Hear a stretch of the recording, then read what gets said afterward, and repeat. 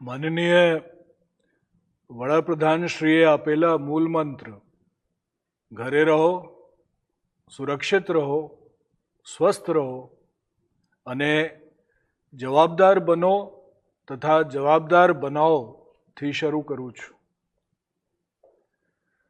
Corona સંક્રમણને રોકવા માટે લોકોની હેરફેર ઓછી થાય અને લોકો વચ્ચેનો સંપર્ક ઘટે તે ખૂબ જ જરૂરી છે। લોકોની બિનજરૂરી હેરફેર રોકવા પોલીસ દ્વારા આવા લોકો પકડાય ત્યારે તેમને વાહનો પણ જપ્ત કરવામાં આવે છે। ઉપરાંત જેમ અગાઉ પણ જણાવવામાં આવ્યું હતું તેમ ટુ વ્હીલર વાહન ઉપર એકથી વધુ લોકો અને ચાર વ્હીલર વાહન ઉપર બેથી વધુ લોકો મુસાફરી કરતા મળી આવશે તો તેવા વાહનો ડિટેન કરવામાં આવશે। ટુ વ્હીલર ઉપર એકથી વધુ અને ફોર વ્હીલર ઉપર બેથી વધુ લોકો સાથે બેસે તો તેવા લોકો વચ્ચે યોગ્ય અંતર જળવાતું ન હોવાથી સંક્રમણ થવાનું જોખમ રહે છે। આવું ન કરવા અંગે કેન્દ્ર સરકારની પણ ગાઈડલાઈન છે, જેથી આવા વાહન મળી આવશે તો જપ્ત કરવામાં આવશે। લોકોને ફરી અપીલ છે કે શક્ય તેટલું ઓછું બહાર નીકળો। જ્યારે અતિ અનિવાર્ય કારણોસર બહાર નીકળવાનું થાય તો હંમેશા માસ્કનો ઉપયોગ કરો।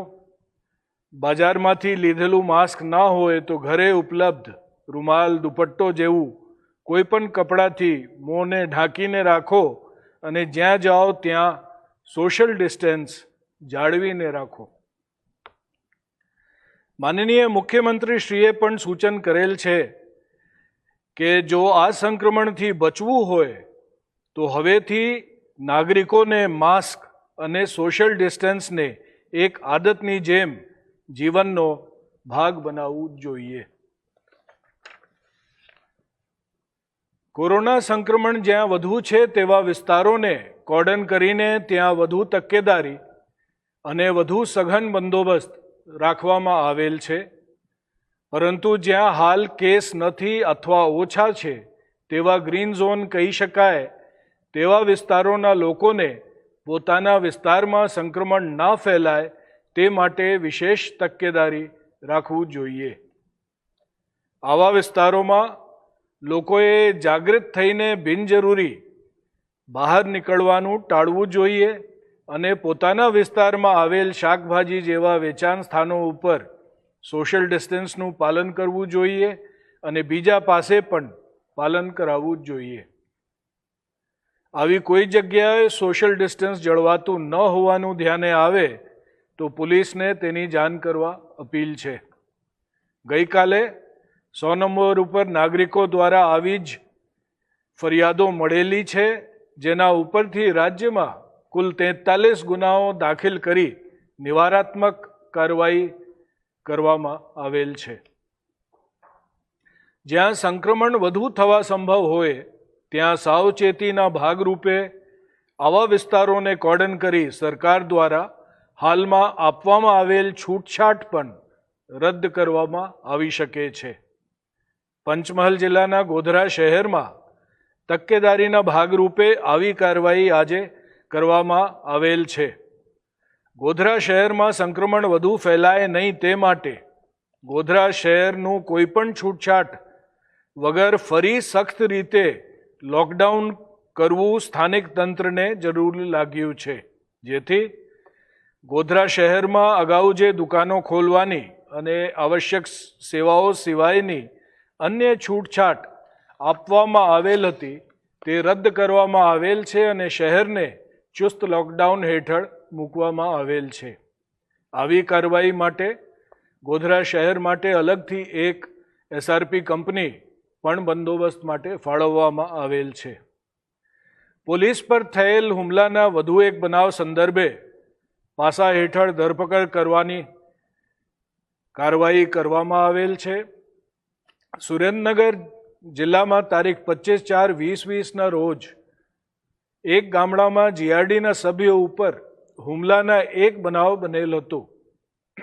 જે સંદર્ભે મોરડી પોલીસ સ્ટેશનમાં ગુનો દાખલ કરી આરોપીઓની ધરપકડ કરવામાં આવેલ હતી. આ ગુનામાં સામેલ 2 આરોપીઓ ગઈકાલે પાસા કાયદાની જોગવાઈ હેઠળ ધરપકડ કરી જેલ મોકલી આપવાનું કાર્યવાહી કરવામાં આવી રહેલ છે. ડિટેન કરવામાં આવેલ વાહનો પૈકી ગઈકાલે રાજ્યમાં કુલ 7,321 વાહનો મુક્ત કરવામાં આવેલ છે. હાલ સુધીમાં કુલ 1,35,143 વાહનોને મુક્ત કરવામાં આવેલ છે. સોસાયટીના સીસીટીવી દ્વારા જે પોલીસ ચેક કરી રહી છે અને તે આધારે ગઈકાલે રાજ્યમાં કુલ 27 ગુનાઓ દાખલ થયેલ છે, જેમાં 33 લોકોની ધરપકડ કરવામાં આવેલ છે. રાજ્યમાં આજ સુધીમાં આવા કુલ 361 ગુનામાં 591 લોકોની અટકાયત કરવામાં આવેલ છે. લોકડાઉન ચાલુ છે ત્યાં સુધી પોલીસ દ્વારા સતત ડ્રોન, સીસીટીવી અને ANPRના માધ્યમથી નજર રાખવામાં આવી રહેલ છે અને જ્યાં લોકડાઉન ભંગનો બનાવો ધ્યાન ઉપર આવે છે ત્યાં કાયદેસરની કાર્યવાહી કરવામાં આવી રહી છે.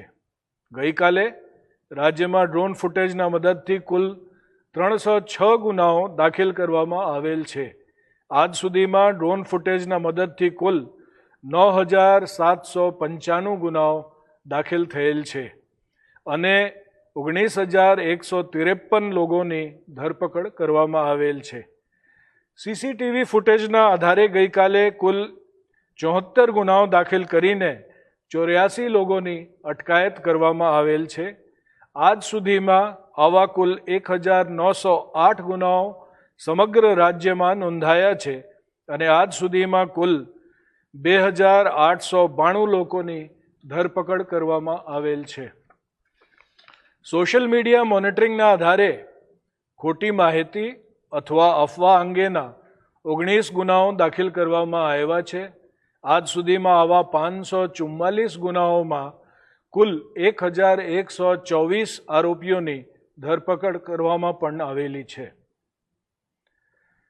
સોશિયલ મીડિયા ઉપર અફવાઓ ફેલાવતા ગઈકાલે 14 એકાઉન્ટ પોલીસ દ્વારા બંધ કરવામાં આવેલ છે, તેમજ અત્યાર સુધીમાં કુલ 496 એકાઉન્ટ પોલીસ દ્વારા બંધ કરવામાં આવેલ છે. ગઈકાલે ANPRના એનાલિસિસથી 54 ગુનાઓ અને આજ સુધીમાં કુલ 690 ગુનાઓ દાખલ થયેલ છે. વિડીયોગ્રાફર દ્વારા થયેલ શૂટિંગના આધારે ગઈકાલે કુલ 133 ગુનાઓ અને આજ સુધીમાં કુલ 1,234 ગુનાઓ દાખલ કરવામાં આવેલ છે. પ્રહરી જેવા ખાસ વાહનો ઉપર જે કેમેરા લાગેલા છે તેની મદદથી ગઈકાલે 28 ગુનાઓ અને આજ સુધીમાં કુલ 456 ગુનાઓ દાખલ કરવામાં આવેલ છે. ગઈકાલથી આજ સુધીના ગુનાઓની વિગત: જાહેરનામા ભંગના ગુનાની સંખ્યા 2,630, ક્વોરન્ટાઇન કરેલ વ્યક્તિ દ્વારા કાયદા ભંગની ગુનાઓની સંખ્યા 924, અન્ય ગુનાઓ 485. ગઈકાલે કુલ ગુનાઓ 4,039. આજ દિન સુધીના કુલ ગુનાઓ 1,07,100. આરોપી અટક કરેલાની સંખ્યા 4,971. જપ્ત કરેલ વાહનોની સંખ્યા 7,660.